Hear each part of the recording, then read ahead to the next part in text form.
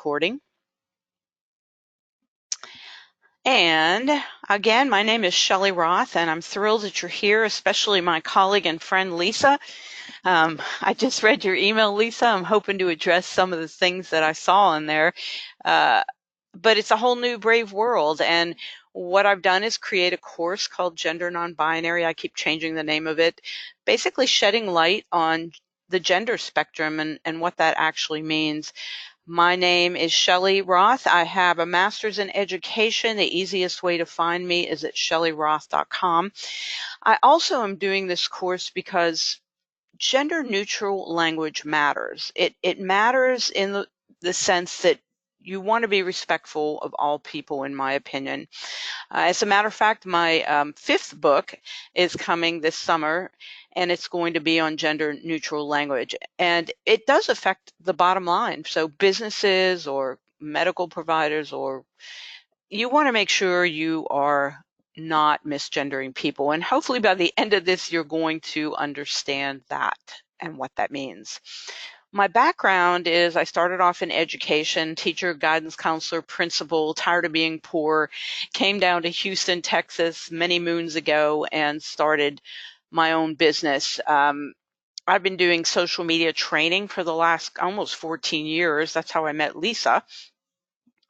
And I've been training and consulting, and honestly, I'm easing up on the pedal on that because I've been doing it so long and really trying to focus on this new direction on gender non-binary training and consulting since I published my book, Don't Call Me Ma'am, and use that as, quote, the springboard to get out there, get my story out there.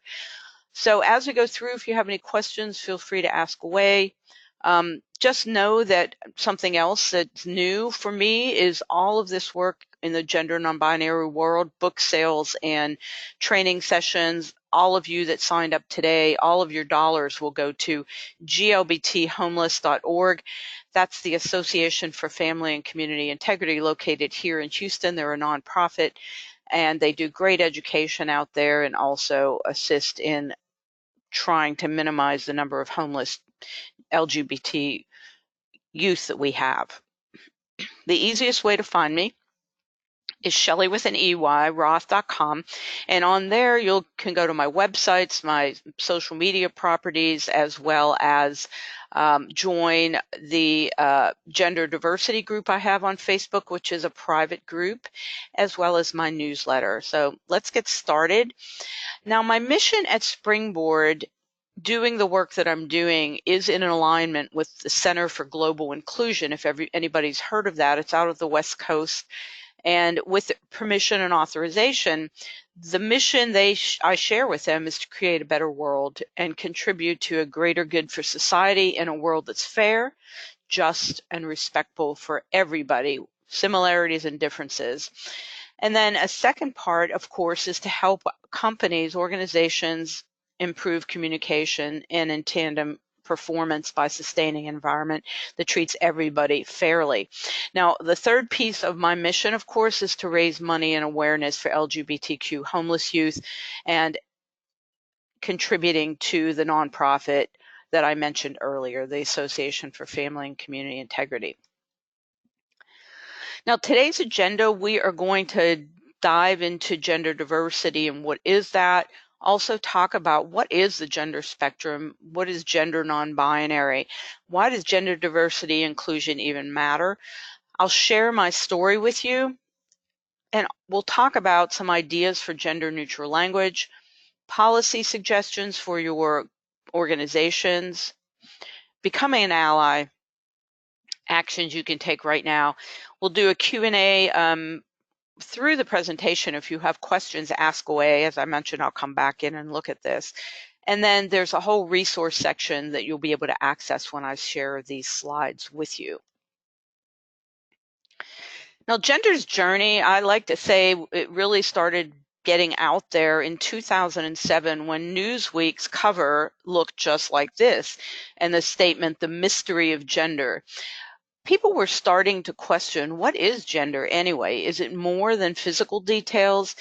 And of course, history and science suggests that gender is much more complicated than biological birth. Gender identity is separate from one's sexual orientation and different from biological birth identity. And of course, historically in the United States, we've been stamped at birth with male or female based on what is seen.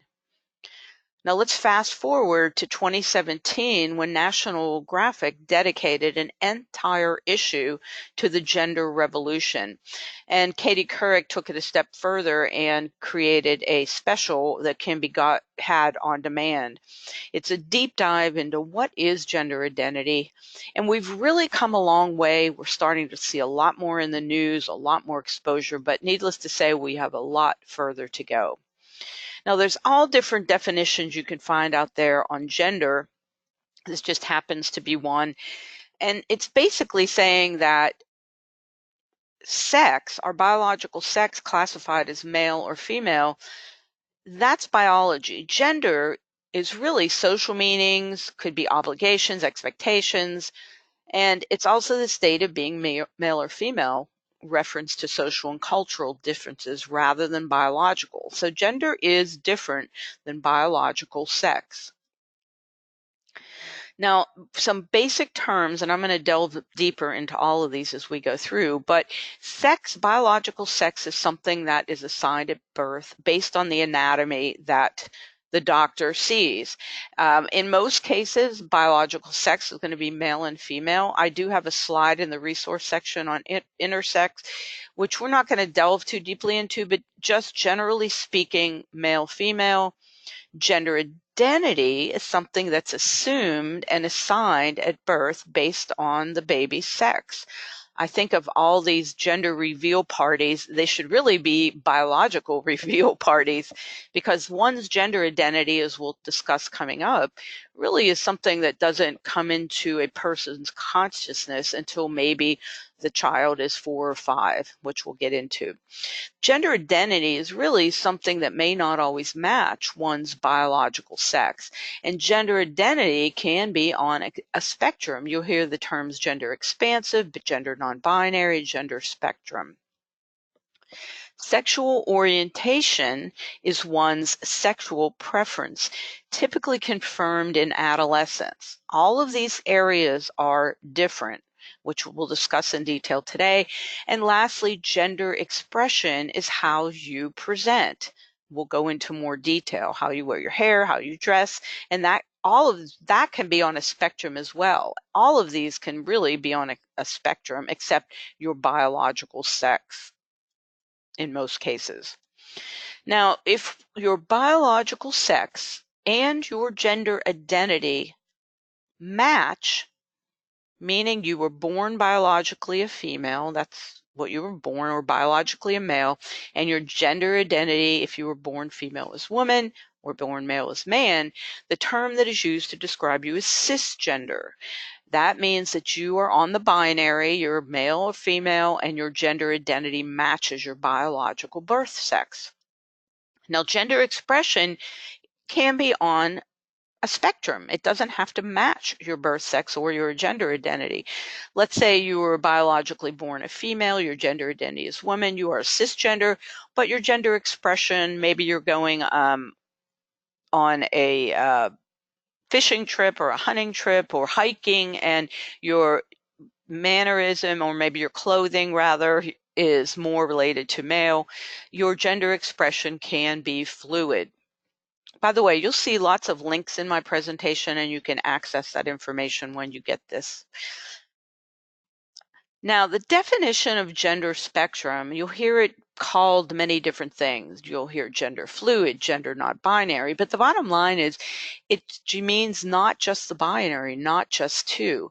We're born in a biologically male or female body in most cases with male or female anatomy, yet gender can be on a spectrum. And most millennials do not want to be defined in the male-female binary, the gender binary. As a matter of fact, a survey of 1,000 millennials, and by the way, you'll see they make up the largest segment of the population there, almost 87 million, found that half of them think gender is on a spectrum. Millennials make up that larger segment of the population, so it's very important as a higher an institution of education, businesses, medical practices really start considering how they're addressing people and being open to learning. So gender identity, when a child comes into their own and starts identifying, really seeing their body and starting to question, usually happens by age 3 or 4. Now, a cisgender person identifies their gender with their biological sex assigned at birth. However, transgender people identify outside of their birth sex. I am a transgender person. I was born biologically a female with female anatomy. However, my gender identity is male. Gender expansive or non-conforming or non-binary, again, can be across the spectrum and fluid. They may identify as male, they may identify as female, and it can be across the spectrum and fluid.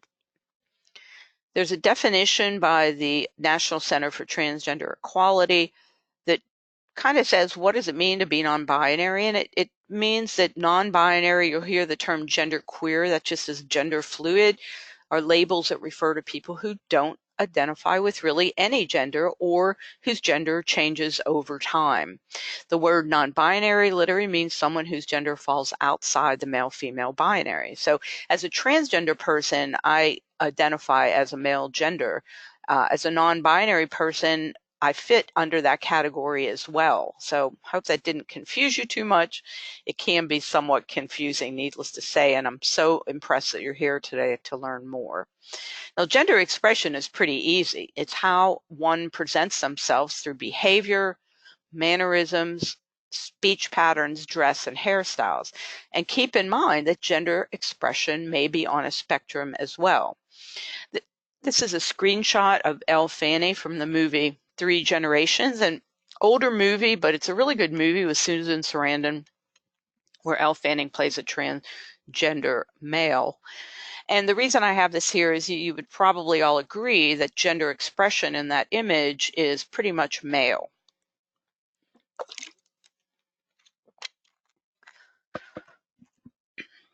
And if we look at gender expression, and by the way, this is from the Communications Network. I participated in something out of Denver, such a good organization. And this pretty much shows you in the middle, it might be androgynous with your gender expression. You can go on the spectrum to feminine or go on the spectrum to masculine, but it's really how your behavior, your hair, your language fit what society, or the society you live in, equates with that particular masculine or feminine way of being. And I like to go to good old Barbie and Ken to talk about, again, I'm going to make some assumptions here. I know we should never assume, and I'll tell you that over and over again, but good old Barbie and Ken, we're going to assume their anatomy is pretty much male or female, that biologically born male and female. Their gender identity, let's say we're going to assume that they're on the binary. Their gender identity is masculine or feminine. So they are cisgender, born biologically male or female, gender identity matches, therefore they're cisgender, versus being on the gender spectrum or being non-binary or fluid or gender expansive or transgender. Their sexual orientation, again, making assumptions here, they most likely are heterosexual, they're not gay or lesbian, bisexual or asexual. And their gender expression, we would pretty much say, yep, their gender expression, Ken pretty much masculine and Barbie pretty much feminine. But I'll tell you what, Ken with those shoes might be a little bit on the spectrum for gender expression. Now, that's an image of me. I am a transgender person, and that describes somebody whose gender identity differs from the sex assigned at birth. So I was born biologically female, but my gender identity is male. Now, most of you are familiar with Laverne Cox, born biologically male, but gender identity is female. Now, some transgender people take it a step further and have what I like to term gender affirmation surgery, where they have surgery that allows them to change their physical appearance to better match their gender identity. Now, let's face it, surgery is painful, surgery is expensive, surgery is dangerous. And a lot of transgender people choose not to have gender affirmation surgery. I want to be very clear that the definition of a transgender person is not related to having affirmation surgery and taking hormones. I myself have chosen not to go that route. I probably would have gone that route had I been younger, but in a perfect world, I would agree with what actor mix Asia Kate Dillon states. And if you're not familiar with them, they are on Billions series and also in the movie John Wick. And I love this statement because I couldn't agree more. We all have an assigned sex. A gender identity is placed on top of that. They state, I don't need to change my body in order to be valid as a non-binary person or as a trans person. It'd be a beautiful world if we could live that, but as we go through this, I'm going to talk about gender dysphoria, which is what a lot of transgender and gender non-binary people go through. So we'll get to that. But I do want to point out, I don't know if you noticed, there's a new honorific here in town. It's pronounced mix. It is MX, and it is in the Oxford English Dictionary. Yay! And I'll give you a couple examples of that coming up. I am also sharing with you how Asia Kate Dillon on their Twitter profile has their pronouns, they, them, theirs, as well as an example of how to use those in context, as in, there they go with their badass, their bad self. I love them. Yeah, Lisa, I'm going to come back to comments when we take a break. Otherwise, with the limited time I have a lot of good information for everybody, and we'll come back and review comments. So please do share all your comments and questions as we go through. Now, across different cultures, there has been third genders pretty much as long as there's been time and history. Native Americans have a third gender called two spirits. Gender fluid or gender non-binary, gender expansive refers to people whose identity and gender expression differ from what society deems the binary, the male and female. Now, lots of cultures out there, I'm going to mention some of them, recognize more than two genders. In Samoa, there's a third gender called the Fa'afin. It's a gender other than boy and girl. South Asia has a third gender, as well as Nigeria, Mexico, Thailand, Tonga, and even in the United States, in Hawaii, the Mahui people have a third gender. You can watch this video when you get the slides from me to learn more about that. Lots of exposure in the United States and mainstream. First time ever that Vogue had a transgender person on the cover of British Vogue. If you know Laverne Cox from Orange is the New Black. Caitlyn Jenner gets tons of exposure, had their own show on, I think it was on the FX channel. Transparent, a wonderful series about an older transgender female. Jeffrey Tabor played the lead role on the Amazon Prime. You can get that on demand. And a new series in its second season called Pose, Emmy Award winning on the FX channel.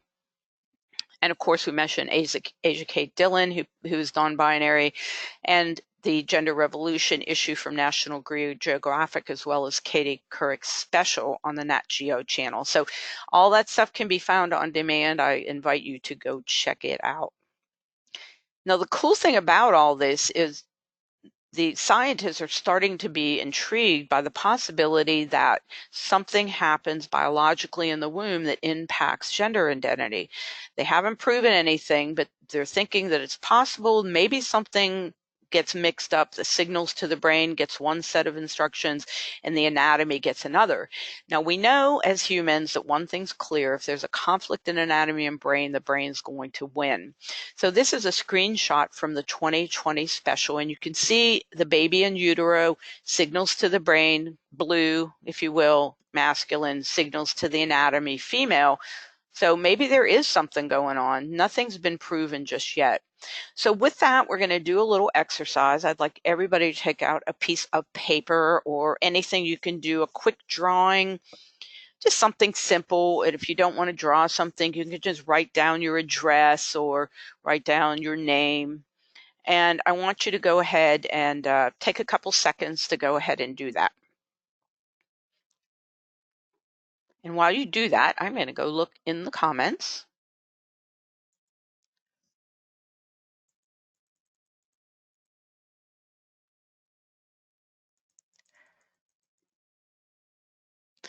Yeah, Lisa, I'm so glad you're here. I'm thrilled that you're here, and I'm so thrilled that you're learning. Lisa said that she had no idea. She hopes people find this helpful. And so far, Lisa, in my 2 years of doing this and working with businesses and medical companies, medical offices, yes, they definitely find it helpful. So thrilled you're here. Okay, everybody should have something done. Now I want you to go ahead and I want you to do the same exact thing and draw or write with your non-dominant hand. So right-handed folks, go ahead and use your left hand to draw or write the same thing you did with your dominant hand.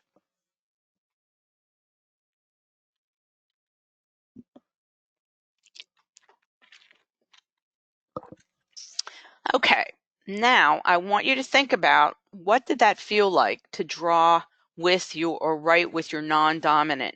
Describe what that felt like. You can write it in the chat section or just think it in your head, because we're going to go through some responses I've gotten from past sessions that I've done. So if you want to share that with us. Patsy says weird, wrong. Lisa says awkward, but weirdly better than I thought it would. I love that. Okay, some of the responses I've gotten, what words describe were difficult, unnatural, unbalanced, funny, strange, awkward. Yeah, I think I have awkward spelled wrong there. Oops, I do. I'll have to come in and change that.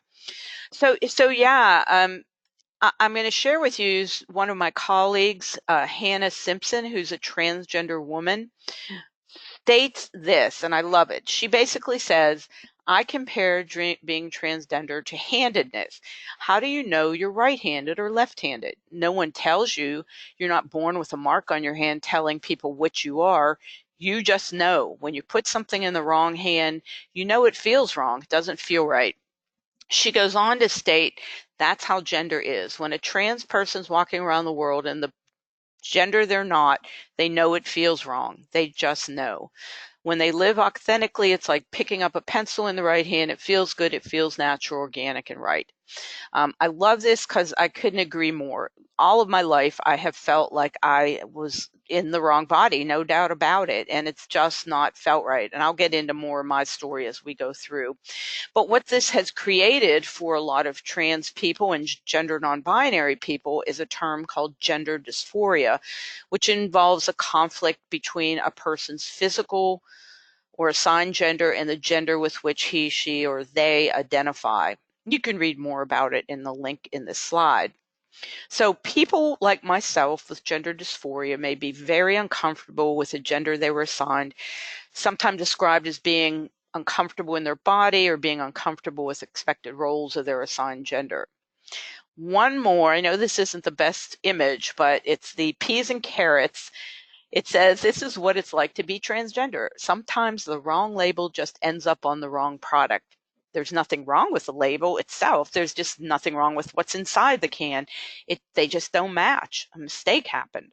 Yet at the end of the day, the part that matters is what's inside the can. No amount of denial, stubbornness will make those carrots turn into peas. Excuse me. And with that, I'm going to launch into my story and let you know why at this stage of my life I've decided to come out and share all this. The main reason is, all of my life I have hidden, once I figured out what my gender identity is, and I'll explain that to you in a moment, but I basically lived a lie. A lot of people thought I was a lesbian, by the way, and I am not a lesbian. I am a transgender person. My sexuality really is heterosexual because it matches my gender identity. But living a lie would leave anybody frustrated and angry and feeling like they don't belong. And the big thing was, I never felt equal to anybody. Why? Because I'm a transgender person. So I happened to feel, when I was smaller, a child, I felt like a boy. Now I feel 6'2" tall and a buff body. I work out 4 or 5 times a week, always have. And then what happens, of course, when I look in the mirror, what do I see staring back at me? A female body. And of course, in my daily interactions, people look at me and they assume what they see is reality for me, and it's not. Kind of like this beagle by the artist Jim Tweedy called Self-Portrait. The beagle's looking in the mirror and the beagle sees inside or feels inside a German Shepherd, and I just love this image. Now, what most people have assumed when they see me or when I was growing up was, of course, Shelley is a tomboy. Oh, Shelley is a lesbian. Shelley is a female. But the bottom line is, folks, the day of assuming what you see is what's real for that person are over. Don't assume. What's real for me is I am a transgender person.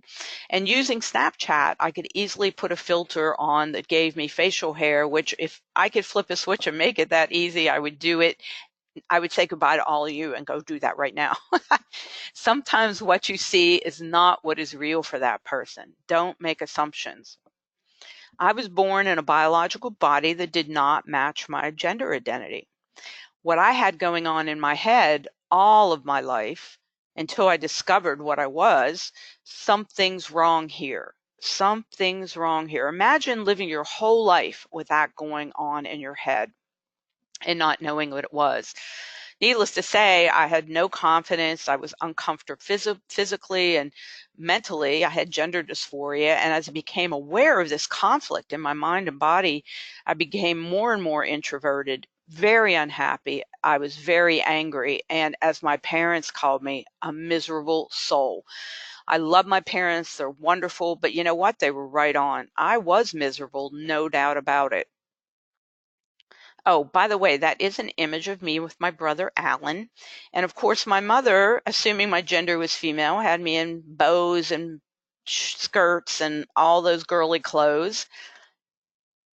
And then, of course, I was never comfortable in my body. The older I got, the more introverted I became, the less confidence. And the other thing that went through my head all the time was I was stupid. Keeping in mind that I was not good enough and I was stupid was my theme song all until my early 40s. Imagine living a life like that.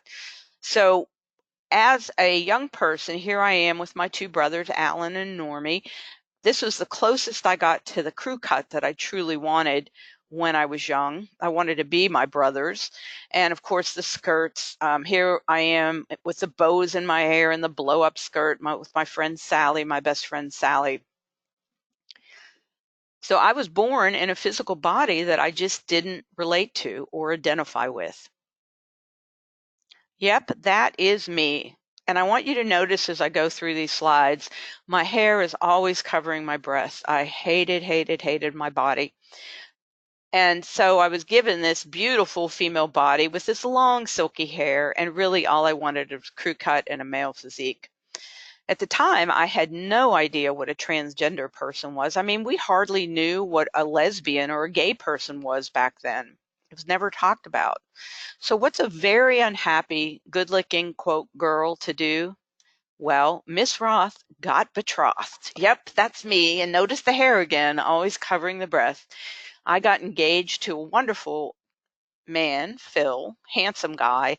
And needless to say, that's all I knew. So that's what I pretended to be, was a straight heterosexual woman. Anytime I had the chance to be like a dude, like this Vespa in Mexico on vacation might as well have been a 1200cc Harley Davidson. And of course, when I get a picture taken, or I always stand on a rock or stand on my toes so that I'm taller than the person I'm with. And then my good old Michael Landon, if anybody remembers Michael Landon, I loved this picture because A, I didn't look like a girl. You couldn't see my breasts. I looked pretty buff and my hair was short. Now, what do you think my favorite holiday is? If you said Halloween, of course, that's my favorite holiday because now my gender expression can be male. This is the most recent picture this past Halloween with my partner. Theme was obviously Day of the Dead. And then anytime when I was younger, I always had German Shepherds. I would put tattoos on and try and look like the big tough guy. Even being a Boy Scout, you can see that theme. Even being a nerd. And of course, oh, excuse me, this was last year. The Day of the Dead was the year before. We went to a Clue party, so I could be Professor Plum. Love Halloween, love that I can go be my gender identity. So how and when did I know I was a transgender person? That's the big question. But before I did, I became this amazing actor. From age 5 to 12, when I started discovering my body, I tried to act like a girl. I tried my best to act like a girl because that's what I thought I had to act like. As a teenager, I acted like a cisgender, heterosexual woman. In college and a young adult, I acted as a cisgender, lesbian woman. Then at age 44, I'm watching a show on Lifetime. Keep in mind, age 44. And all of a sudden, the light bulbs went off. The fireworks exploded. The show was about transgender people. And I finally realized I am a transgender person. No wonder all of my life I never felt comfortable. It was just the most amazing awakening, and it took till age 44 to have that happen. Now, after learning who I was, well, this was awesome. Embracing who I was very affirming. But guess what?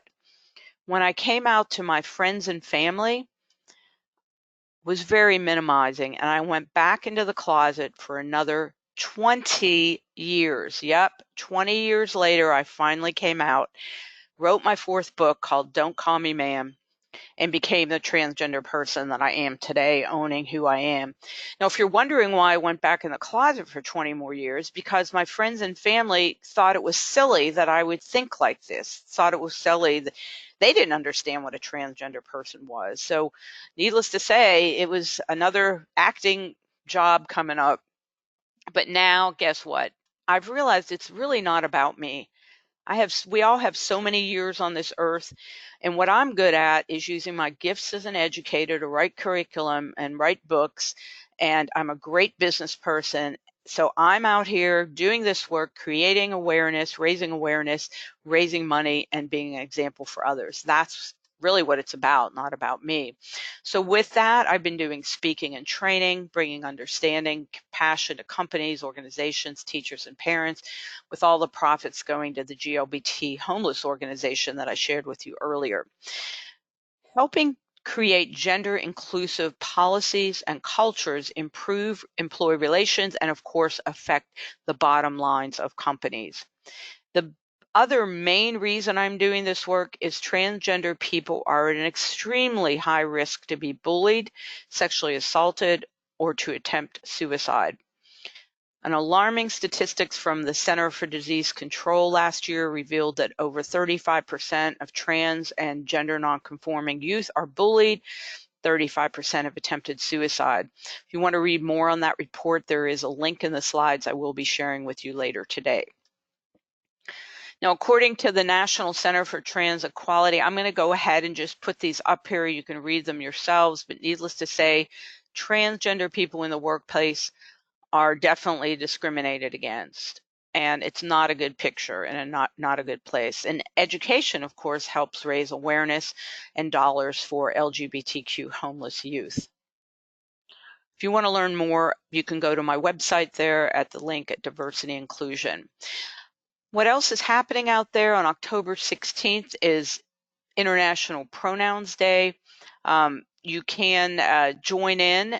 I always do a webinar that day. This will be the 3rd International Pronouns Day. They do have a Facebook page as well as a link to their website if you want to get involved and support their efforts out there.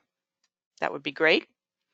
And how else you can make a difference is really start with pronouns. Start thinking about when you do a show or when you meet somebody, ask them what pronouns they prefer. Really good read from the New York Times about they as a singular pronoun. Yes, they is a singular pronoun. It's so easy to use instead of he and she. It's flexible, and it really does help out there when you're trying to communicate and stay gender neutral.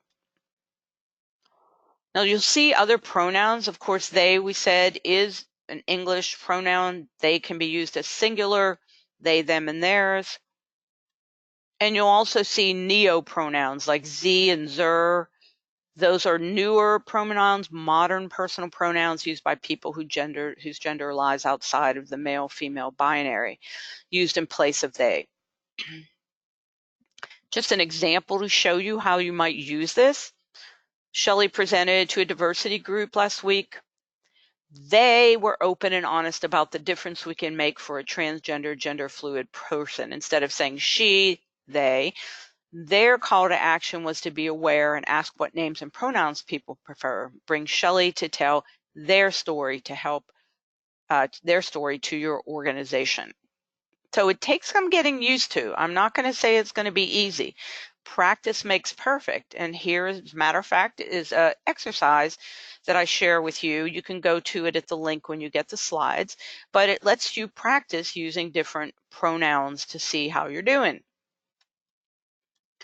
Now, Facebook, and I've been teaching businesses how to use Facebook, as I mentioned earlier, for about 14 years, but Facebook has always had the option when you fill out your profile to suggest a custom gender. And when you start typing trans, look at all the options.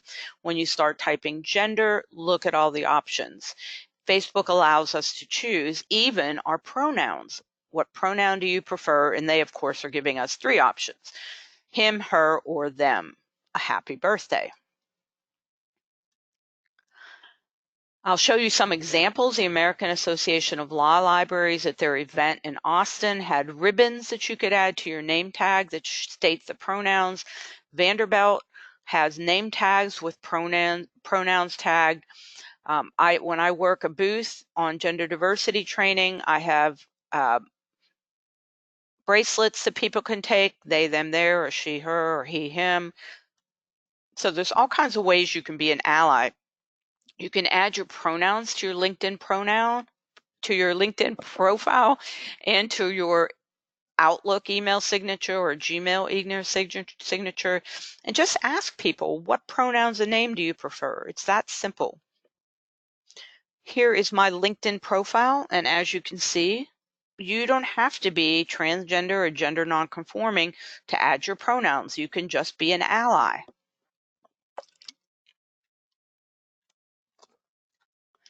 You'll also see my signature on my Outlook, my daily email. You'll see pronouns, they, them, after my name. And then on my Twitter account, the same thing. You can have your pronouns on your business card. You can introduce yourself when you're at an event. Hi, I'm Shelley. My pronouns are they, them, their. What's your name and pronouns? Again, something new. But do anyone remember back in the day when we started using Ms.? I know I was teaching 5th grade at the time, and when I started asking my students to use Ms. instead of Miss, some of the parents just went crazy on me. You know, change is never so easy, but it's something we have to practice and get better at. So becoming an ally, just become aware. And guess what? You are all here today being aware. Get involved, speak out, include gender diverse people in discussions, and take on the work of inclusion. Think about your language and be willing to correct others. And of course, you want to stay educated. I will include you in my newsletter. I send it out once a month. It's something on gender, non-binary that goes out. If you don't want to be on there, you can always unsubscribe. And I'd love to come to your organization to teach about gender neutral language. And don't forget, my 4th book will be coming out by this summer, I hope. And it's really going to be a field guide to gender neutral language. Again, if you want to join my private group on Facebook, ShelleyRoth.com, join our it's called Secret on Facebook. So you can be part of that if you would like. And of course, my newsletter. All right, I know I'm kind of going quickly. We have lots more to cover. Something that I created, the tip card, you can go to ShelleyRoth.com and download the version and change it to your picture and your image. basically trying to change the world one pronoun at a time. But this tip card is something I printed. You can download and put your image and your name, but it's what I leave at doctor's offices. I leave it at restaurants. I have it printed up on postcard size 3x5. It fits perfectly in a tip tray. And it basically tells people to be sensitive to who's in front of them and don't make assumptions. So I want to ask everybody a question. Does your organization have any policies in place for gender nonconforming workers? You can click yes, no, we're considering policies, or what does that even mean? And don't feel bad if you have what does that even mean, because most people are there right now.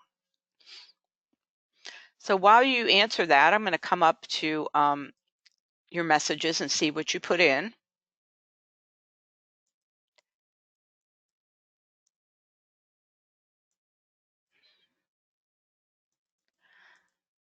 Oh, that's good to hear, Deborah. We're considering policies. We have someone, what does that even mean? That's why you're here today, right? Well, that's good, because I think it's going to become more and more important.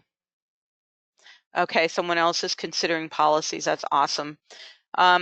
So as we think of policies, I'm going to give you some very simple ideas for your organizations on gender neutral practices. So instead of addressing patients, and by the way, substitute patients with clients, with customers, with whatever you want, avoid terms like sir and ma'am. Now I know, especially in the South, we're all trained to use sir and ma'am, but really just how may I help you today? Simple as that. Excuse me. When talking with coworkers about patients, avoid pronouns and other gender terms. Your patient or your client or your student is in the waiting room. Instead of she is here, they are here for their 3 o'clock appointment. Politely ask, what name and pronouns do you prefer? How would you like to be addressed? Especially on intake forms. If you make a mistake, just apologize. Don't make a big deal about using the pronouns. Just apologize and move on. Some other ways: create and follow a protocol for noting preferred names. To me, this is so easy. When I walk into my doctor's office, it should be on the form. Name, pronouns, gender, add it. I'll give you some ideas coming up.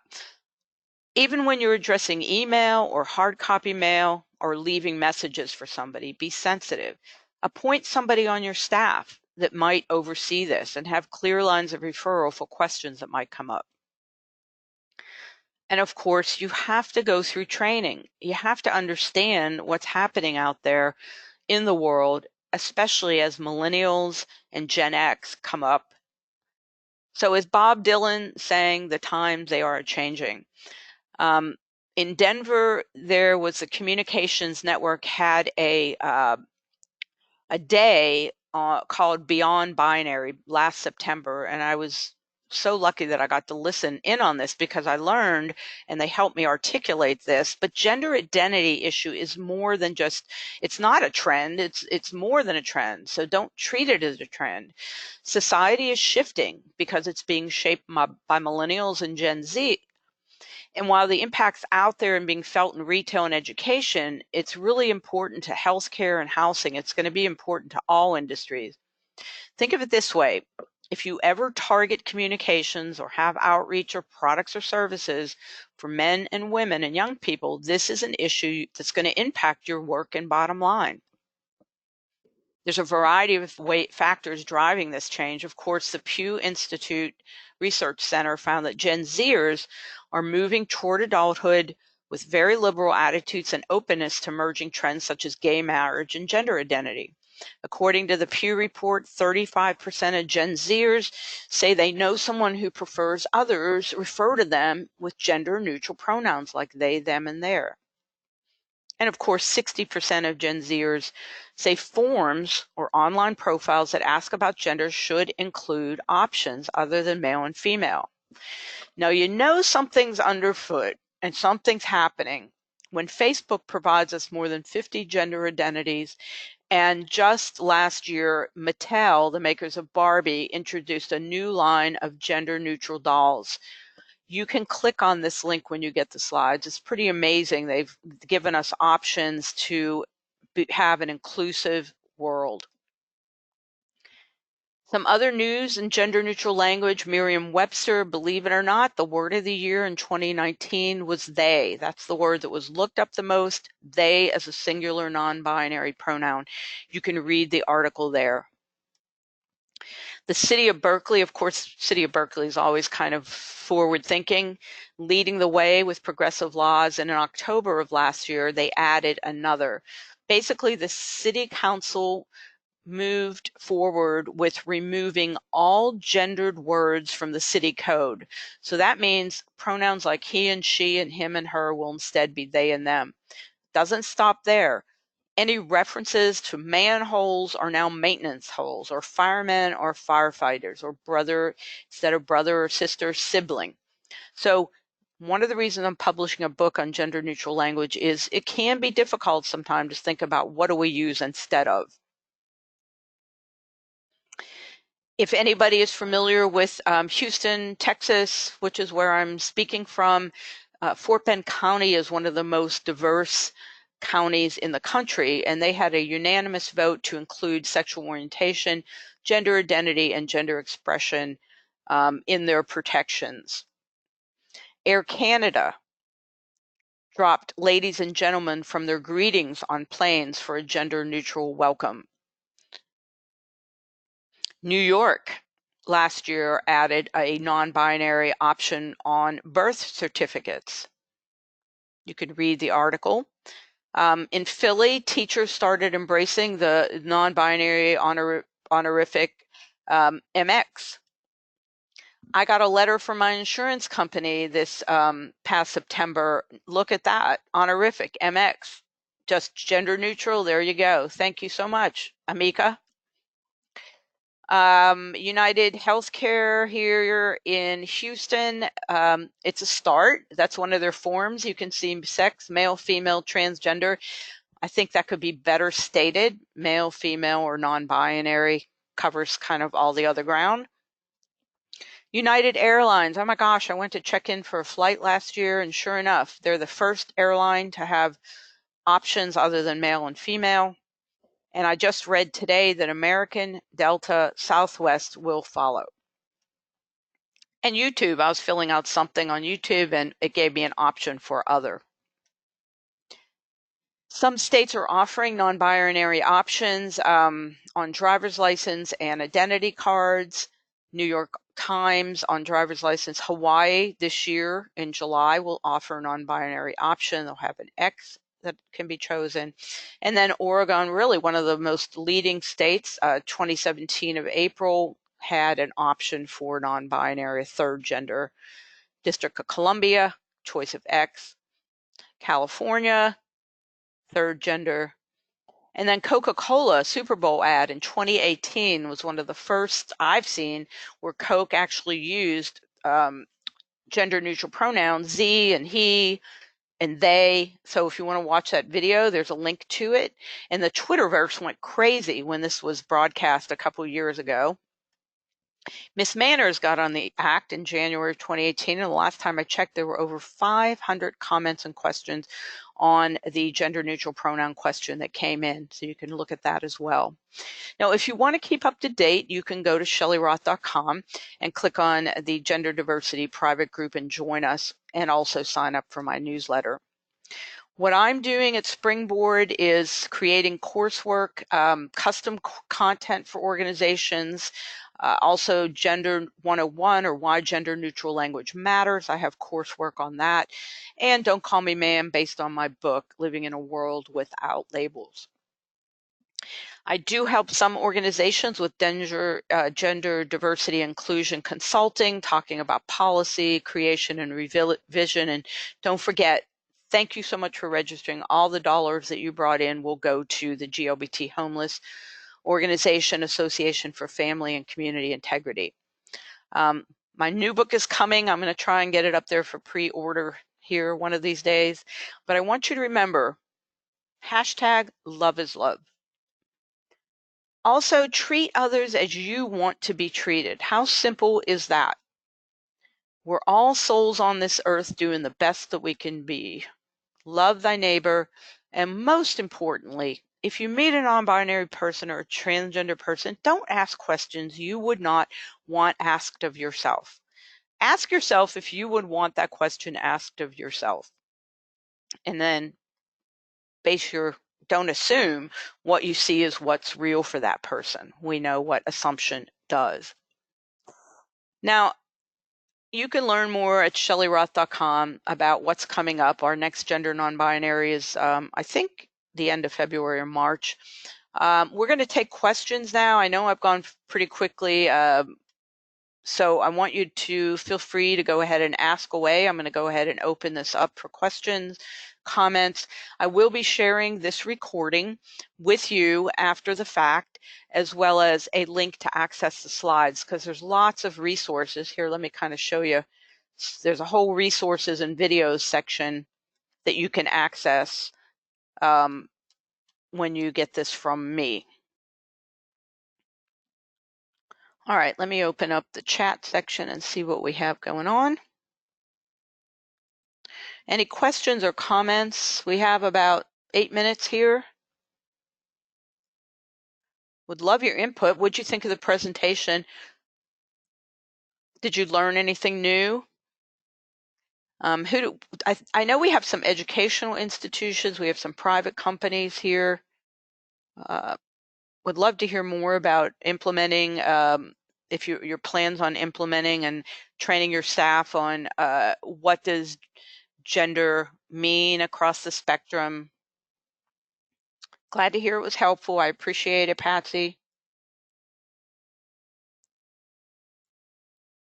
Anybody else? I would appreciate comments. I learned so much. I can't wait to share it with more of my connections. Oh, good. I appreciate that. Lisa, I would very much like to talk to you one-on-one on your email that you sent me earlier. I just kind of laughed out loud. Just to help you. Maybe some of the things were clarified. It is hard to get your mind around a lot of this stuff. I mean, things are changing, folks. I mean, people would argue that gender is totally cultural and was totally made up when the Pilgrims came over on the Mayflower and decided male, female, there you go, that's all you got. The Indians wouldn't have agreed. They always felt there was a third gender, two spirits.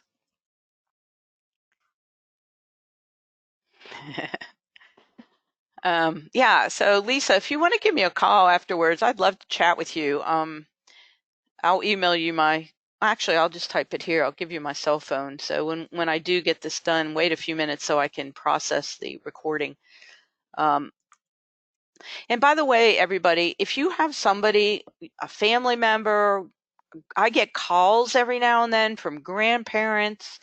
They just want to talk. They want to talk about their grandchild that might be transgender, or they just want to run something by me. I am totally open to support you in any way that I can. I'll always listen and be there for any questions that you have. Okay, it doesn't look like we have many more questions coming in. I'm going to go ahead and stop the recording just so it can start processing.